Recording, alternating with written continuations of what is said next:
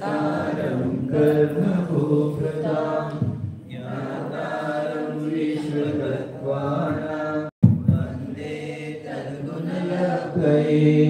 श्रीवर्धमानमाध्याय घाति संघात घातन विद्यास्पदं प्रवक्ष्यामि तत्त्वार्थ श्लोक वार्तिकम्। पंचपरमेश्वर भगवान की, तीर्थंकर भगवान की, देवादिदेव श्री आदिनाथ भगवान की, परम पूज्य आचार्य श्री उमा स्वामी जी महाराज की, परम पूज्य आचार्य श्री विद्यानंद स्वामी जी महाराज की, परम पूज्य आचार्य श्री शांति सागर जी महाराज की, परम पूज्य आचार्य श्री सन्मति सागर जी महाराज की, परम पूज्य आचार्य गुरुदेव अभिनंदन सागर जी महाराज की, परम पूज्य आचार्य गुरुदेव सुंदर सागर जी महाराज की, गुरुदेव समंत भद्र स्वामी की।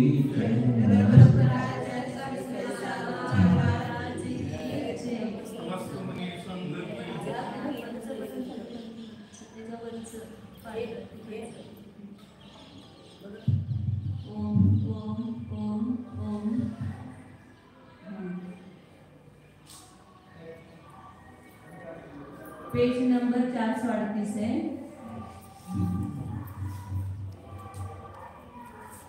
प्रकरण चल रहा था कि शब्द का अर्थ कोई कहता है विधि रूप ही है, अन्य व्यावृत्ति रूप नहीं है।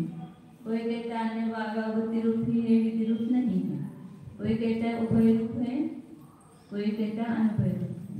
तो सबका निषेध कर किया और अब आगे और कोई कह रहा है ततः एव सर्वः शब्द स्वार्थस्य विधायकः प्राधान्यात् सामर्थ्यात् अन्यस्य निवर्तकः सकृत स्वार्थ विधानस्य अन्य निवर्तनस्य च अयोगात्।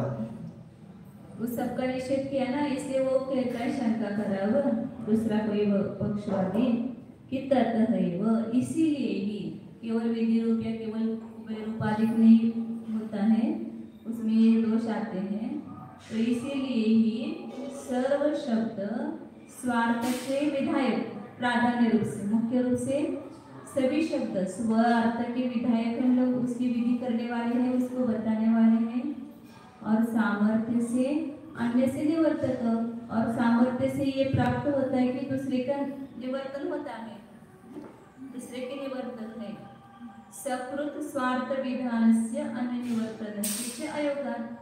एक साथ स्व अर्थ का विधान भी करे और दूसरे से निवृत्ति भी करे, ये नहीं हो सकता है। वो दूसरा पक्षवादी कहता है सभी शब्द स्वार्थ के विधायक ही हैं।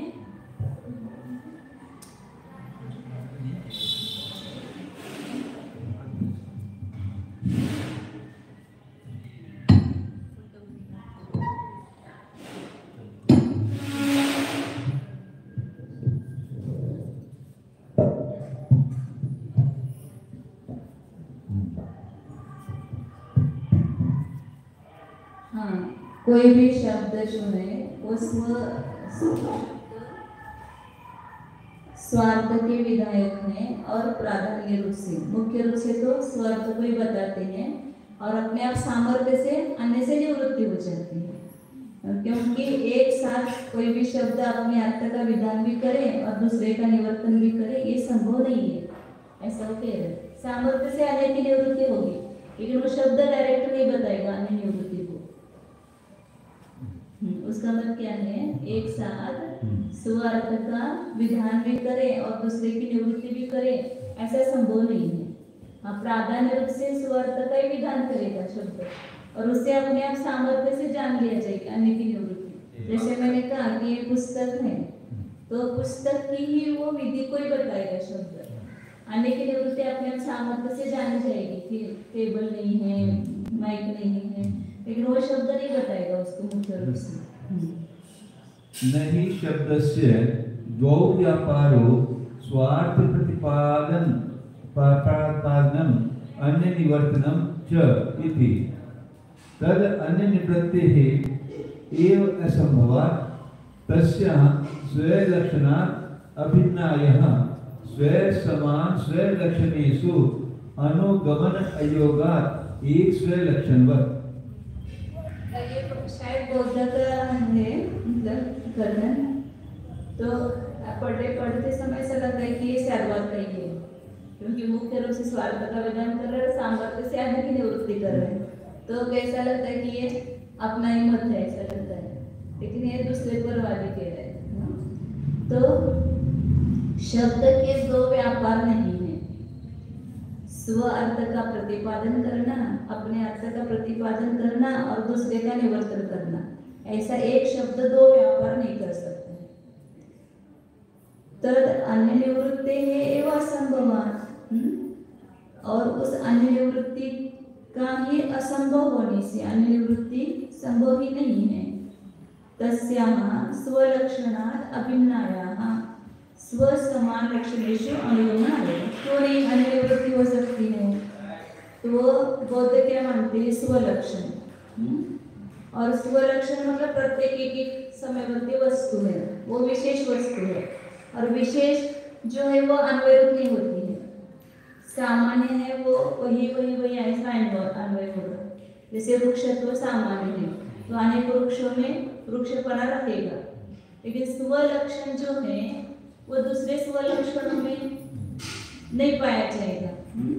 तो इसलिए मतलब यहाँ तो दो प्रश्न करेंगे, थोड़ा सा समझने की कोशिश करते हैं, 2-3 बार पढ़ा है तो थोड़ा तो जैसे एक ही पॅराग्राफ पढ़ रहे हैं, त्यांना असं म्हणायचं की मग ते स्वतःच्या ज्ञानाने जाणतात, कोण स्वतःच्या ते शब्द त्याच्यात दोन्ही हे होत नाहीत ना, एक निवृत्ती आणि हे, तर मग एक त्याच्यात शब्द जे सांगताना स्वतःचं विधानच करणार असं म्हणायचं त्यांना, आणि निवृत्तीला सांगणार नाही, आणि निवृत्ती आपोआप जाणली जाते असं म्हणायचं त्यांना, सामर्थ्य, परंतु शब्द नाही सांगत त्याला। तो शब्द के दो व्यापार नहीं है सर, है ना, ये करे स्वलक्षण, ये उनका वस्तु है, उनकी स्वलक्षण, इससे अन्य व्यावृत्ति अन्य निवृत्ति,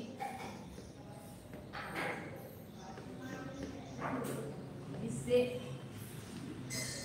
भिन्न अभिन्न है कि भिन्न है?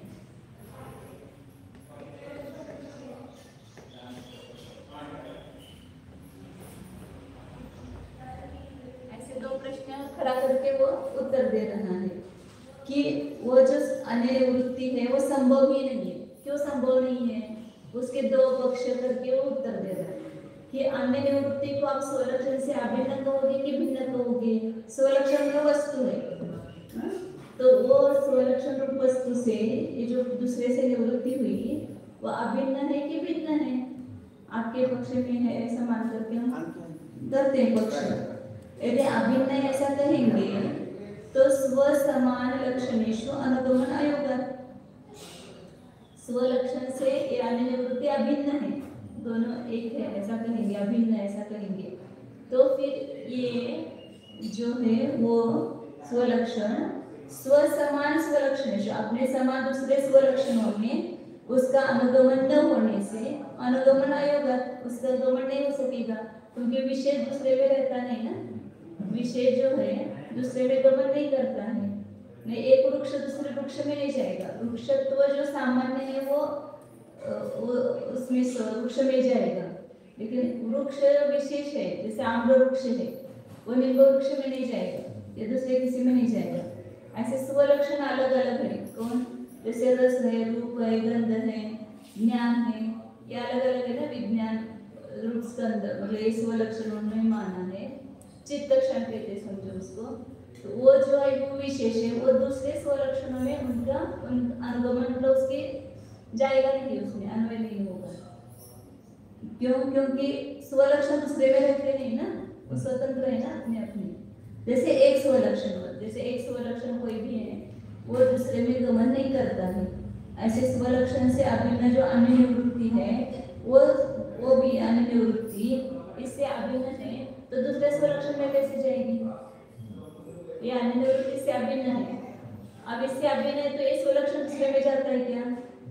नहीं जाता है दूसरे स्वलक्षणों में, जाएगा। तो ये अन्य निवृत्ति भी नहीं जाएगी ना? जाएगी। क्यों? क्योंकि इससे अभिन्न है। ये अन्य निवृत्ति इससे अभिन्न हो गई। हाँ। तो ये स्वलक्षण दूसरे स्वलक्षणों में नहीं जाएगा, ऐसा बता रहे। जाएगा क्योंकि उससे अभिन्न है ये। हाँ। तो इसलिए उसमें जाएगा ये अन्य निवृत्ति इसमें गई। हाँ। लेकिन ये अन्य निवृत्ति दूसरे स्वलक्षणों में, ये अन्य स्व समान दूसरे स्वलक्षणों में, क्योंकि ये अभिन्न है ना स्वलक्षण से, तो इस है नहीं इसमें, तो उससे अन्य की निवृत्ति हो रही हर में। हाँ, ये अन्य निवृत्ति इस स्वलक्षण से अभिन्न है। हाँ। तो ये अन्य निवृत्ति दूसरे समान स्वलक्षणों में नहीं रहेगी, ये बता रहे। ये सामान्य समझ आएगा, सामान्य समझ आएगा। नहीं, ये सामान्य नहीं है। इससे अभिन्न माना तो स्वलक्षण से अभिन्न, तो ये विशेष, तो ये भी विशेष हो गया ना। यदि स्वलक्षण से अन्य निवृत्ति अभिन्न है तो जैसा स्वलक्षण वैसा अन्य निवृत्ति दूसरे में जाएगी नहीं जाएगी, ये बता रहे हैं। दूसरे स्वलक्षणों में अन्य निवृत्ति नहीं पाई जाएगी। इस स्वलक्षण से अन्य निवृत्ति अभिन्न हो गई, तो ये दूसरे स्वलक्षणों में कैसे पाई जाएगी? क्योंकि प्रत्येक स्वलक्षण अलग अलग है ना, प्रत्येक स्वलक्षण भिन्न भिन्न है, तो दूसरे स्वलक्षणों में कैसे जाएगी वो अन्य निवृत्ति? प्रत्येक समय का स्वलक्षण अलग है। कैसे अभी वर्तमान का रूपक्षण, वो अगला रूपक्षण है क्या? नहीं है। वो तो अगले समय का रूपक्षण अगले समय में है क्या? नहीं है। तो ये स्वलक्षण जैसे दूसरे स्वलक्षण में नहीं जाता है, ऐसे इस स्वलक्षण के साथ जो अन्य निवृत्ति अभिन्न है वो दूसरे स्वलक्षण में नहीं जाएगी, समान है दूसरा स्वलक्षण है। ऐसा भी मतलब ले सकते हैं, दो स्वलक्षण ऐसा भी ले सकते हैं, एक साथ दो पैरेलल चल रहा है वो भी ले सकते हैं। या इसका जो पहले समयवर्ती का स्वलक्षण दूसरे समय का स्वलक्षण समान है ना, रस है, पहले क्षण का रस क्षण और दूसरे क्षण का रस क्षण, तो इसके साथ अन्य निवृत्ति अभिन्न है, तो वो इसमें जाएगी क्या? नहीं जाएगी, क्योंकि ये स्वलक्षण इसमें जाता है क्या? इस स्वलक्षण में नहीं जाता है, तो उसके साथ नहीं है ना। ये पहले समय का ये नष्ट हो गया, ये दूसरा उत्पन्न हो गया। प्रत्येक स्वलक्षण अलग अलग है ना, प्रत्येक समय का स्वलक्षण भिन्न भिन्न है। ये विशेष वस्तु मानते नहीं, ये वस्तु नहीं है, ये दूसरे समय की तीसरे समय में नहीं, तीसरे समय की चौथे समय में नहीं है, तो प्रत्येक स्वलक्षण भिन्न भिन्न है। तो ये इसके साथ जो अन्य निवृत्ति अभिन्न हो गए ऐसा करेंगे, तो अगले स्वलक्षण में कैसे जाएगी? फिर वो तीसरे समय में नहीं जाएगी। या ये रसक्षण है, ऐसे एक रसक्षण नहीं है ना, जैसे आम का रसक्षण है, फिर नींबू का रसक्षण, वो अलग अलग है। या एक आम का दूसरे आम का अलग अलग ही रसक्षण है ना, तो ये रसक्षण भी ये दूसरे समान स्वलक्षण में नहीं जाएगा, ऐसा भी है। और ये रसक्षण आगे के रसक्षण में नहीं जाएगा। वो उदाहरण है क्या, जैसे एक स्वलक्षण दूसरे स्वलक्षण में नहीं जाता है, ऐसे ये अन्य निवृत्ति इसके साथ अभिन्न है, तो दूसरे समान स्वलक्षणों में वो पाई नहीं जाएगी। नहीं, ये पूरा परवादी कह रहा है, परवादी का है।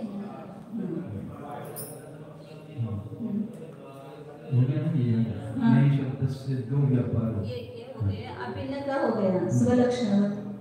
स्वलक्षण से अभिन्न जो अन्य निवृत्ति है वो अपने समान स्वलक्षणों में अनुगमन उसका नहीं होता है, इसलिए अन्य निवृत्ति संभव ही नहीं है। वही कह रहा है। हाँ, एक स्वलक्षण के समान, जैसे एक स्वलक्षण दूसरे में नहीं जाता है।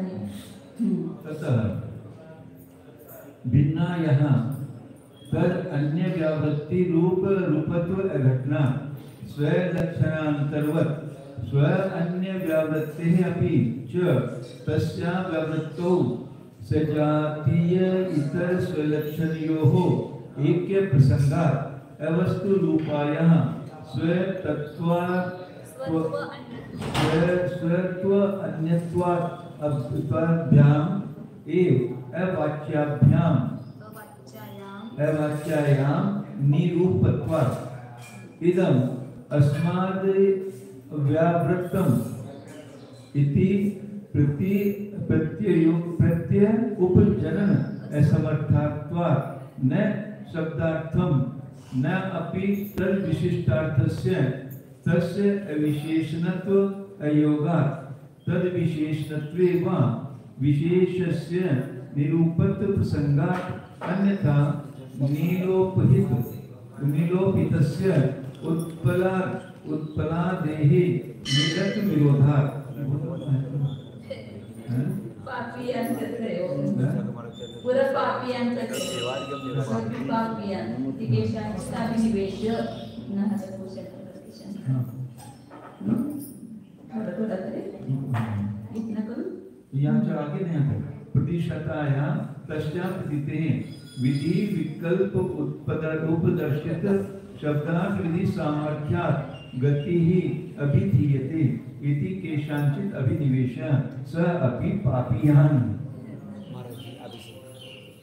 अभिषेक आज तो आप कर लो और कल से प्रोग्राम ये रहेगा 7 बजे से पहले आपका अभिषेक पूरा होगा तो हम इधर आएंगे नहीं तो फिर इधर रहेंगे। हाँ आज तो आप कर लो क्योंकि हमारा ये शुरू हो चुका है 7 के आदमी 6:30 चालू होना चाहिए। हाँ 6:30 चालू होना हाँ चाहिए। 6:30 पे चालू होना चाहिए। हाँ 7 बजे तक हम 7:30 झालं चलो बस अब ये ऑनलाइन चल रहा लेट झालं ऑनलाइन चल रहा लेट झालं ऊपर जाओ जिसको जाना देख लो भैया अभिषेक जिसको जाना स्वाध्याय में से हमारी तो क्या बता रहे हैं कि भिन्न मानेंगे और दूसरा पक्ष लिया अन्य निवृत्ति स्वलक्षण से भिन्न है एक रूप नहीं है दोनों अन्य निवृत्ति भिन्न है ऐसा कहेंगे तो क्या दोष आएगा वही बता रहे तद अन्य व्यावृत्ति रूपत्व अभिन्न यदि भिन्न मानेंगे तो अन्य व्यावृत्ति रूपना ही घटित नहीं होगा क्योंकि अलग ही है वो ये इसकी दूसरे से निवृत्ति कैसे करेगा जो भिन्न ही पड़ा है इसका मेरा कोई संबंध ही नहीं है तो ये मुझको अन्य से अलग कैसे करेगा ये जोड़ेगा कैसे घट है पट अलग पड़ा है तो घट को तो ज्ञान नहीं तो पट की निवृत्ति होगी अलग नहीं अन्य निवृत्ति रूप विशेषण जो है वो स्वलक्षण से भिन्न ऐसा कहेंगे स्वलक्षण के द्वारा लक्षण से इससे कोई मतलब ही नहीं हो सकता। हाँ तो ये अन्य निवृत्ति दूसरे से इसकी निवृत्ति कराएगा ही नहीं अन्य ये तो उससे भिन्न अन्य व्यावृत्ति रूपना ही घटित नहीं होता है भिन्न मानेंगे तो क्योंकि जैसे स्वलक्षण से दूसरा स्वलक्षण भिन्न है तो वो उसका कोई एक रूप होता ही नहीं उसके संभव ही नहीं है स्वलक्षणांतर्गत जैसे दूसरा स्वलक्षण भिन्न है एक स्वलक्षण से ऐसे अन्य व्यावृत्ति भी उससे भिन्न है तो वो घटित ही नहीं होगी क्योंकि स्व अन्य व्यावृत्ति अपनी कस्या व्यावृत्ति पुनः अपने अन्य व्यावृत्ति से भी उसको व्यावृत्ति मानने पर सजातीय और इतर मतलब विजातीय इन दोनों स्वलक्षणों में क्या आ जाएगा ऐक्य का प्रसंग आ जाएगा अन्य व्यावृत्ति नहीं पड़ी है तो दो स्वलक्षणों में एकत्व हो जाएगा क्योंकि अन्य व्यावृत्ति नहीं है तो सजातीय और विजातीय दोनों स्वलक्षणों में एकता का प्रसंग आएगा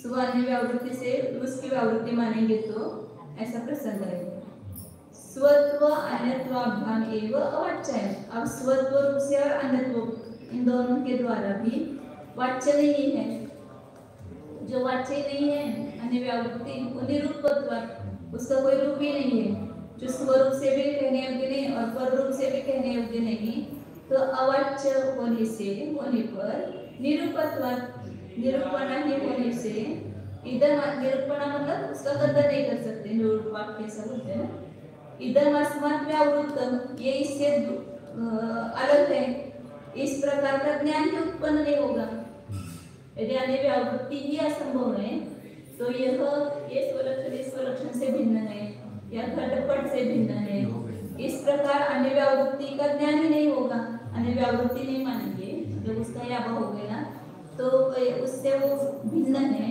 इस प्रकार के ज्ञान की उत्पत्ति नहीं होगी न इसलिए न शब्दार्थत्वम, इसलिए शब्दार्थपना ही नहीं, अन्य निवृत्ति शब्दार्थपना ही घटित नहीं होता है। नापि तद विशिष्टार्थस्य तस्य अविशेषणत्व अयोगात्, न वो शब्द का अर्थ होगा अन्य निवृत्ति, ना उससे युक्त उसका विशेषण भी बनेगा शब्द का। अन्य निवृत्ति ये शब्द का अर्थ भी नहीं होगा, सिद्ध होगा, और उस विशेषण से युक्त, विशिष्ट अर्थ मतलब उस विशेषण से युक्त पदार्थ का भी संभव नहीं है, क्योंकि तस्य विशेषणत्व, वो जो है ही नहीं वस्तु, निरूपक ही है, वो विशेषण भी नहीं बनती है। तस्य विशेषणत्व अयोगात्, उसमें विशेषण बनाए घटित नहीं होता है। और यदि उसको विशेषण मानेंगे, निरूपक के होते हैं पर भी उसको विशेषण मानेंगे तो क्या होगा, तद विशेषणत्व, उसका विशेषण मानने पर विशेषण में भी निरूपण आएगा। जो विशेषण गधे का सिंह है ही नहीं है और उसको गधे का विशेषण मानेंगे तो गधा ही नहीं होगा ना, मतलब वो विशेष भी नहीं होगा। जो विशेषण संभव नहीं है उस विशेषण से युक्त वस्तु को मानेंगे तो विशेषण का अभाव होने से विशेष का भी अभाव होगा। विशेष से निरूपण प्रसंग, विशेष को भी निरूपण का प्रसंग आएगा, नहीं तो क्या होगा, नीलोपहितस्य उत्पलाभिः, नील से युक्त जो कमल है, नील कमल होता है ना, नीला कमल, तो नीलपणे से युक्त जो कमल है उसका नीलत्व विरोधात, नीलपणे का विरोध होने से अन्य व्यावृत्त वस्तु दर्शन भाविना, अन्य व्यावृत्त के द्वारा जो वस्तु उसको देखने के भाव मतलब भाव द्वारा प्रतिषेध विकल्प निषेध करने रूप विकल्प के द्वारा प्रदर्शिताया तस्याः, दिखाई गई उसकी, मतलब अन्य निवृत्ति कैसे दिखाई गई कि जैसे मतलब वस्तु को देखा फिर उसका निषेध का विकल्प बना, नीला नहीं है, नील नहीं है, मतलब नील कमल नहीं है या कोई भी, मतलब उसका निषेध तो बनता है जब उस वस्तु को देखने के बाद उसका निषेध बनता है। तो निषेध के विकल्प मतलब वस्तु नहीं है वैसे अन्य व्यावृत्ति रूप, लेकिन उस विकल्प के द्वारा केवल दिखाई गई है। प्रदर्शितायाः तस्याः प्रतीतेः, दिखाई गई उस अन्य व्यावृत्ति की प्रतीति होने से विधि विकल्प उपदर्शित शब्दार्थ विधि सामर्थ्यात्, विधि के विकल्प को दिखाने वाला जो शब्दार्थ है उस शब्दार्थ का विधि के सामर्थ्य से गति ही, तो अन्य व्यावृत्ति का ज्ञान कैसे होगा, जो विधि को दिखाने वाला है शब्दार्थ उसकी सामर्थ्य से अन्य व्यावृत्ति का ज्ञान होगा, इत्यादि विधि, ऐसा वो कहते हैं। मतलब निषेध का विकल्प केवल हुआ है, अन्य व्यावृत्ति कोई वस्तु नहीं है, तो निषेध का विकल्प बना, उस विकल्प को जो विधि शब्द जो विधि को बताती है उसके द्वारा केवल विकल्प से अन्य व्यावृत्ति जानी जाती है, वास्तव में संभव नहीं है अन्य व्यावृत्ति, ऐसा वो कह रहे हैं। अभिधेयति इति के संचित अभिनिवेश, ऐसा किन्हीं का अभिप्राय है। सोपी पापियान, वह भी पापी है, पापियान ऐसा पापियस शब्द करेंगे, पापियस, पाप को ईयस लगाया, जैसे स्त्री को श्रेयस लगाते श्रेयस बन जाता है ना, दवियस गुरु गुरुयस वगैरह होता है ईयस, ऐसे वो पाप को पापियस इसका चलाएंगे तो पापियान पापियांस पापियांस ऐसा चलेगा, श्रेयांस श्रेयांस श्रेयांस, तो वह भी पापी है। आचार्य यहाँ पर उत्तर दे रहे, ऐसा कहने वाला जो है वो भी पापी है। स्वार्थ विधि सामर्थ्यात् अन्य व्यावृत्ति गतिवत्, क्वचित् अन्य व्यावृत्ति सामर्थ्यात् अपि स्वार्थ विधि गति प्रसिद्धेः। शब्द अनित्यत्व साधने सत्वादेः व्यतिरेक गति सामर्थ्यात् अन्वय गतेः अभ्युपगमात्, तद अभिधाने अन्यथा पुनरुक्तत्व अघटनात् शब्देन विधीयमानस्य निषिद्धमानस्य च धर्मस्य वस्तु स्वभावतया साधित्वात्। स्वार्थ विधि सामर्थ्यात् स्व अर्थ की विधि की सामर्थ्य से। उन्होंने कहा ना कि विधि को कहेंगे और उसकी सामर्थ्य से अन्य व्यावृत्ति का ज्ञान होगा। अन्य व्यावृत्ति कोई है नहीं वस्तुभूत, लेकिन अन्य व्यावृत्ति का ज्ञान विधि के सामर्थ्य से हो जाता है। तो जैसे स्व अर्थ विधि की सामर्थ्य से अन्य व्यावृत्ति का ज्ञान होता है, गति मतलब ज्ञान लेना है अर्थ गति के समान, कहीं पर ऐसा भी होगा अन्य व्यावृत्ति की सामर्थ्य से स्व अर्थ की विधि का ज्ञान होना भी प्रसिद्ध है।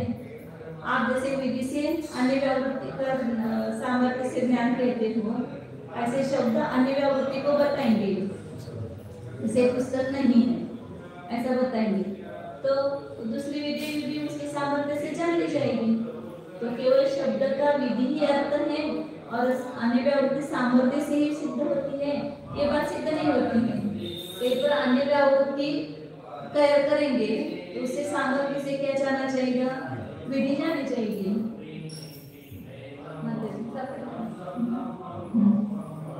तो आचार्य उत्तर दे रहे उसको, तो ये सर्वथा विधि ही उसका अर्थ है और सामर्थ्य से अन्य व्यावृत्ति जानी जाती है ऐसा आप कहते हो, तो उसके स्थान पर कहीं पर अन्य व्यावृत्ति शब्द का अर्थ होगा और उसकी सामर्थ्य से स्व अर्थ की विधि हो जाएगी। गति प्रसिद्ध है, गति का ज्ञान प्रसिद्ध है। जैसे उद्गाओं के उदाहरण दिया बौद्धों का भी, वो कहते हैं ना कि सर्वम क्षणिकम सत्वात्, शब्द भी अनित्य मानते, सभी अनित्य मानते।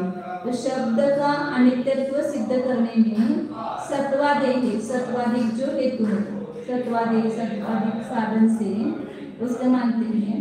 तो व्यतिरेक गति सामर्थ्य अन्वय गति में आपने इसको स्वीकार किया।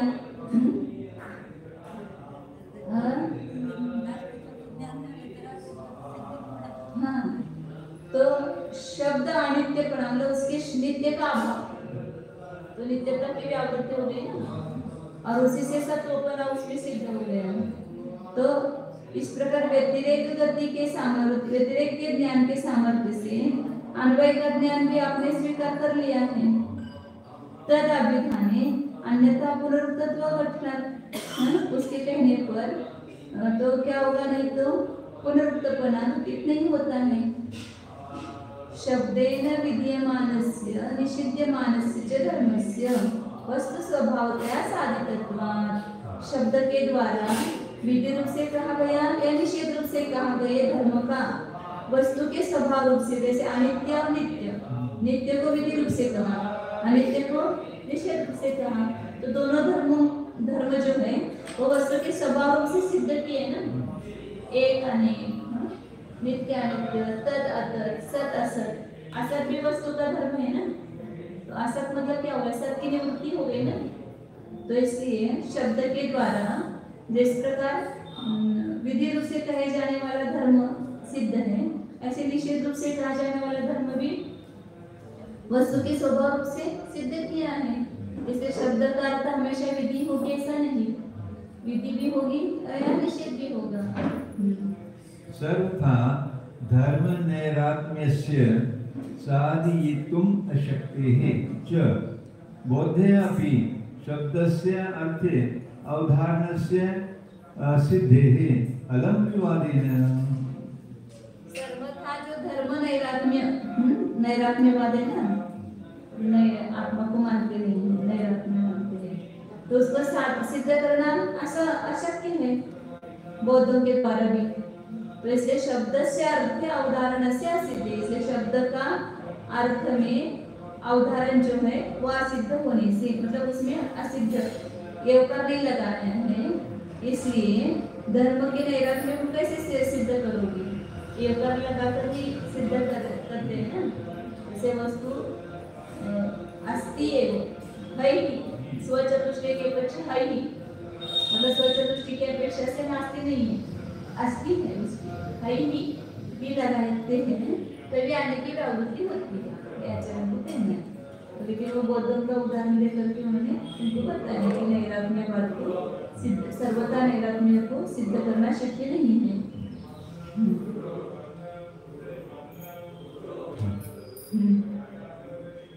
असिद्ध है ना, अवधारणस्य असिद्धे शब्द के द्वारा बुद्धि में जानने योग्य अर्थ में या सुगत प्रतिपादित अर्थ में बोध्यापि मतलब असुगत ने जो कहा है उसमें भी शब्द से अर्थ में भी अवधारण नहीं करना सिद्ध है, नहीं करना सिद्ध है। अवधारण से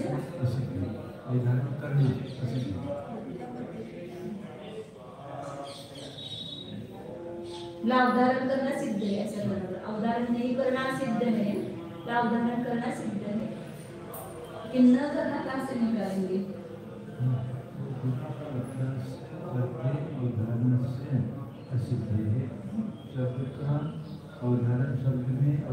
शब्द के अर्थ में अवधारण का सिद्ध होने मतलब एवकर लगाना सिद्ध होने से ऐसा शब्द नित्य सत्व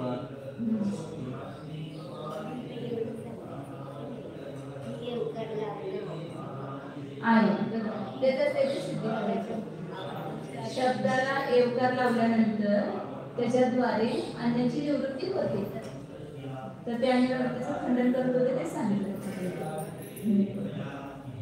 भाव तोच आहे, पण त्याच्यातून जे बौद्धांच्या ह्याच्यातून सिद्ध करायचं ना ते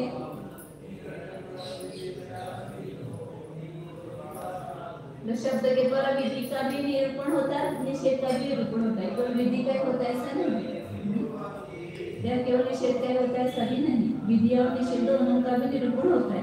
कभी विधि मुख्य होती है तो ये ओकार से आने निवृत्ति जानी जाती है, और कभी निषेध मुख्य होता है तो विधि जानी जाती है।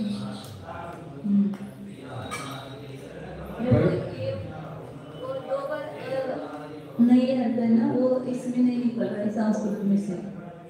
इन्होंने ऐसे के शब्द के द्वारा बुद्धि में जानने योग्य अर्थ में, बुद्धि में शब्द से अर्थ है बौद्ध अर्थ, बौद्धों के इसमें भी अवधारण से असिद्ध है।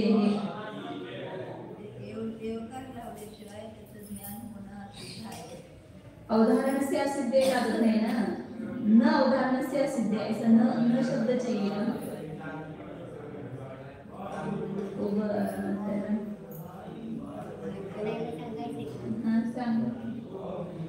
इथं पण मिळालं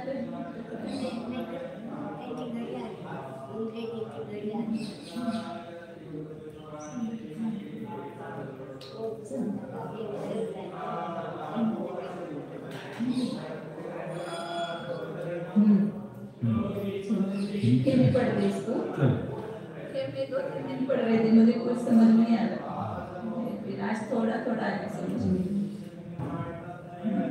परवादी कह रहे हैं कि किसी भी कारण संपूर्ण शब्द प्रधानता से अपने वाच्यार्थ के विधायक हैं।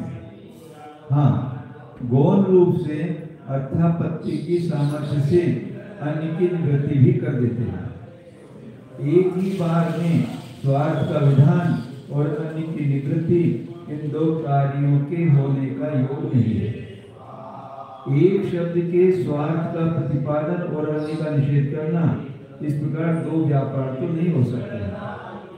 वस्तुतः विचारा जाए तो स्वार्थ के अतिरिक्त अन्य की निवृत्ति होना ही असंभव है, क्योंकि वह अन्य निवृत्ति यदि स्वलक्षण से अभिन्न मानी जाएगी तब तो जैसे एक व्यक्ति रूप स्वलक्षण का अपने सदृश स्वलक्षणों में अनुगम नहीं होता है, तैसे ही अन्य निवृत्ति का सदृश स्वलक्षण में अनुग्रह नहीं चल सकेगा। जाति और द्रव्य तो अन्वित होकर रह सकते हैं, रहेगा, रहेगी, किंतु विशेष व्यक्ति अन्य व्यक्तियों में माला के एक दाने समान अनुगम नहीं करती है। गो शब्द को सुनकर गो से अन्य महिष आदि की निवृत्ति यदि संपूर्ण गो में गमन न करेगी तो भला वह गो शब्द का वाच्य कैसे हो सकती है? उस स्वलक्षण से, स्वलक्ष्य से उसकी अन्य निवृत्ति को यदि भिन्न माना जाएगा, स्वलक्षण से ऐसा चाहिए।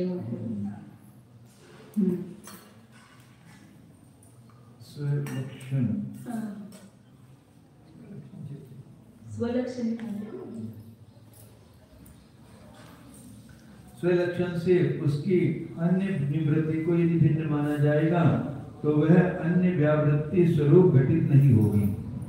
जैसे एक गौ रूप स्वलक्षण से महिष रूपी दूसरा स्वलक्षण अन्य व्यावृत्ति रूप नहीं है, किंतु वह तो अन्य ही है।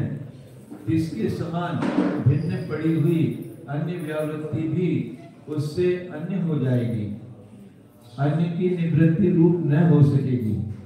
यदि स्वलक्षण की अन्य व्यावृत्ति को भी उस न्यारी व्यावृत्ति से व्यावृत मानोगे, तब तो सजातीय और विजातीय स्वलक्षणों को एक हो जाने का प्रसंग होगा। गौ और महिष के मध्य में पड़ी हुई व्यावृत्ति को यदि पृथक कर दिया जाए तो बैल और भैंसा दोनों एक हो जाएंगे। व्यावृत्ति ही तो दोनों में संवेद हो रही, दोनों को न्यारा कर रही थी। अब आपने दूध में से मक्खी के समान उसको दूध फेंक दिया तो वह पृथक भाव नहीं करा सकती है। तो दूसरे से निव्यावृत्ति कैसे करेगा उसकी? दूसरी बात यह है कि अन्य व्यावृत्ति तुच्छ पदार्थ है। जैसा मानोगे तो अन्य व्यावृत्ति तुच्छ पदार्थ है, वस्तुभूत नहीं है। अतः उसका स्वलक्षण के स्वीकृतपन से या भिन्नपन से कथन ही नहीं किया जा सकता है।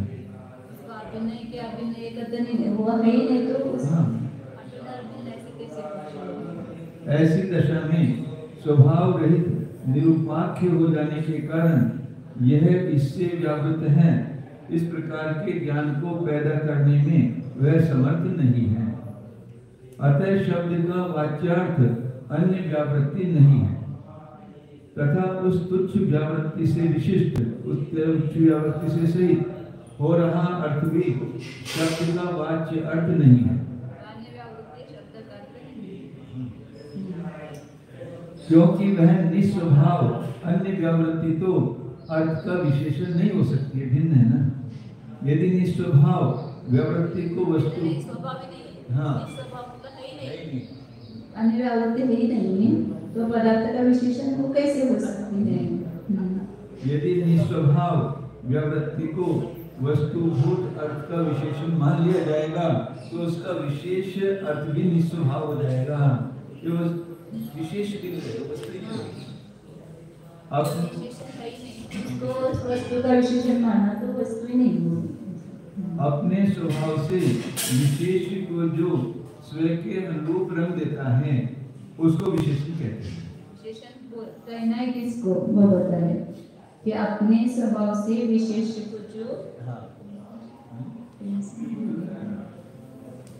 विशेषण की व्याख्या बताने की, अपने स्वभाव से विशेष को जो स्व के अनुरूप रंग देता है उसको विशेषण कहते हैं। और विशेषण के अनुरूप जो रंग जाता है वह विशेष है। विशेषण से विशेष का अर्थ खुलता है ना, जैसे नीलमणि ऐसा कहना, तो मणि तो सामान्य हो गया, तो नीला रखेंगे तो मणि का अर्थ जो है वो और एक हो गया, सुंदर। स्वभाव रहित व्यावृत्ति यदि विशेषण हो जाएगी तो विशेष को भी स्वभाव रहित अवस्था बना देगी। अन्यथा नील विशेषण से युक्त इंदिवर या कंबल आदि को नीले पने का विरोध हो जाएगा। हाँ, वस्तुभूत स्वलक्षण तो उससे अन्य सजातीय और विजातीय पदार्थों से स्वयं व्यावृत हो रहा है। ऐसे वस्तुभूत स्वलक्षण के प्रत्यक्ष दर्शन के पीछे होने वाले निषेधक विकल्पक ज्ञान से दिखलाई गई उस अन्य व्यावृत्ति की प्रतीति हो जाती है। अतः विधि और उसके विशेष भेद प्रभेदों के विकल्प ज्ञान द्वारा शब्द के दिखला गए वाच्यार्थ की विधि होने की सामर्थ्य से वह अन्य व्यावृत्ति कह दी जाती है। कंठोक्त रूप से व्यावृत्ति को कहने वाला या समझाने वाला कोई शब्द नहीं है, ऐसा हो गया। इस प्रकार किन्हीं बौद्धों का मताग्रह है। वह एकांत आग्रह भी पापों के बाहुल्य से भरा हुआ है, क्योंकि स्वार्थ की विधि के सामर्थ्य से अर्थापत्ति द्वारा जैसे आप अन्य व्यावृत्ति का ज्ञान कर लेते हैं, वैसे ही कहीं अन्य व्यावृत्ति के सामर्थ्य से भी स्वार्थ की विधि का ज्ञान होना प्रसिद्ध हो रहा है। उत्तर बता रहा है। हाँ, पापों के बावले से भरा हुआ है ऐसे। देखिए, स्वयं आप बुद्ध ने शब्द का अनित्यपन साधते हुए सत्व, कृतकत्व आदि हेतुओं के व्यतिरेक का पहले ज्ञान करके पीछे उसकी सामर्थ्य से अन्वय का ज्ञान होना स्वीकार किया है। अर्थात नित्य या कालांतर स्थायी पदार्थ में सत्व नहीं रहता है। इस व्यतिरेक से जहाँ जहाँ सत्व है वहाँ वहाँ अनित्यत्व है। इस अन्वय को रद्द रूप से जाना है, दृढ़ रूप से जाना है। ऐसा कथन करने पर ही दूसरे प्रकार से पुनरुत्पन्न नहीं घटता है। अर्थात विपक्ष व्यावृत्ति रूप व्यतिरेक से सपक्ष वृत्ति रूप अन्वय का ज्ञान मानने पर ही पुनरुक्त दोष नहीं आता है, अन्यथा पुनरुक्त होने का प्रसंग है। तात्पर्य यह है कि विधान करने योग्य या निषेध करने योग्य ये सभी धर्म वस्तु के स्वभाव होकर सिद्ध किए जा चुके हैं। शब्द के द्वारा दोनों प्रकार के धर्मों का कंठोक्त रूप से निरूपण होता है।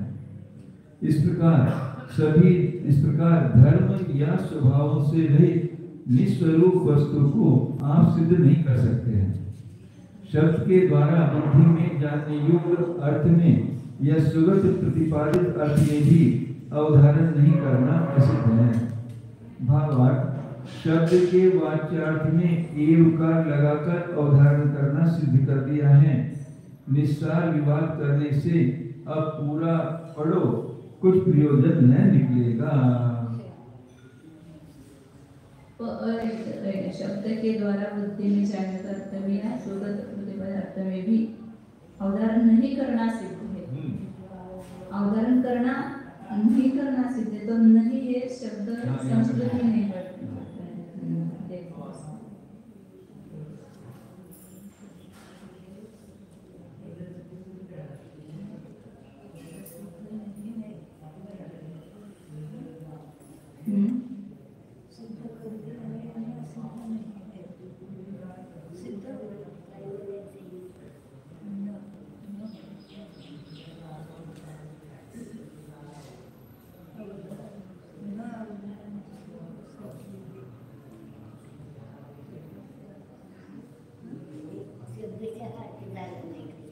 न शब्द येत नाही, त्या संस्कृत मध्ये नाहीये, त्याने हिंदी अर्थामध्ये अर्थ घेऊन केला अर्थ बौद्ध अपेक्षेने पण आणि शब्दाच्या अर्थामध्ये सुद्धा अवधारणस्य असिद्ध आहे। अवधारण के असिद्ध होण्याचे, अवधारण न करणं असिद्ध होण्याचे, अवधारण नाही करणं हे असिद्ध आहे, जे अवधारण करणं हे सिद्ध आहे,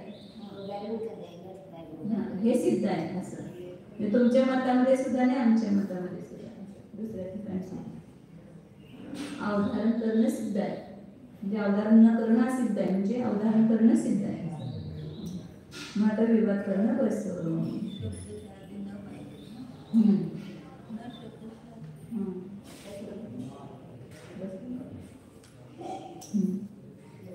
आगे का प्रोफेसर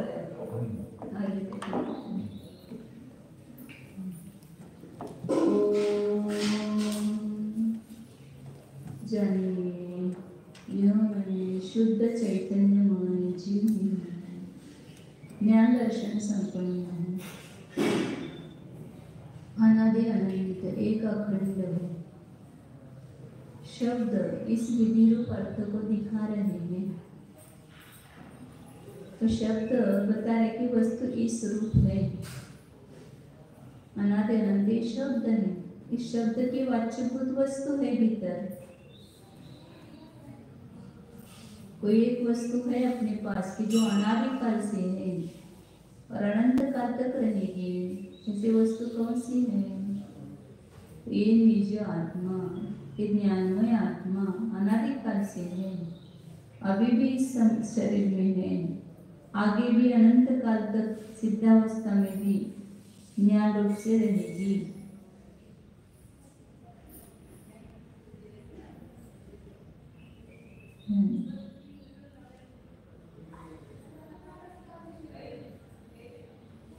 हा अनंत गुणांचा अखंड पिंड आहे।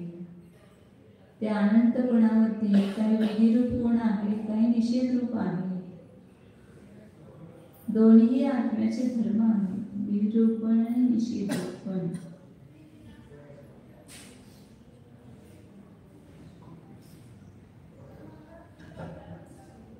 ओम जन आम्ही शुद्ध जीव जाणे, ज्ञान दर्शन संपन्न आहे,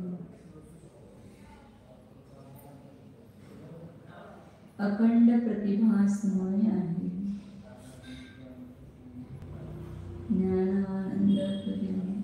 ज्ञानानंद स्वरूप